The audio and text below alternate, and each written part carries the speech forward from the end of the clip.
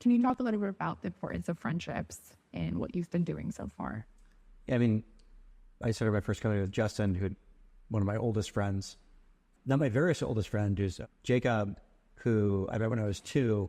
Jacob actually was employee number 1 at Justin TV. So I started with Justin, but I got to work with another friend where we brought him on board as employee 1. When you're starting something, if you have a close friend who is, equally dedicated and that you want to work with, I really recommend it. I mean, there's risk, right? Sometimes things go wrong and sometimes that can impact your friendship, but life is full of risk and it can also go right.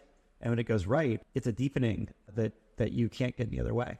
There's a real partnership there. That's probably one of the deepest relationships you can have, short of like marriage or having kids. Like starting a company with someone and working on it for many years is like a really, really deep partnership. And it's a source of support that it's hard to get from someone you don't really know as well. And then on the flip side, like when we hired Michael to join us as a co-founder, we brought him on board.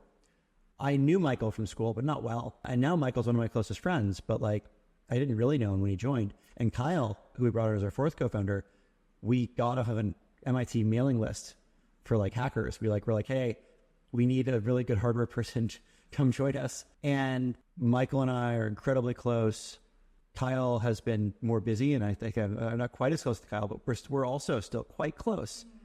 And there's still people I would I'd call for advice or I'd want at a birthday or a life event. Yes, bringing friends in is really valuable, but it's also an opportunity to build relationship. Treating your co-founders as someone you want to invest in building a relationship with is also really important. So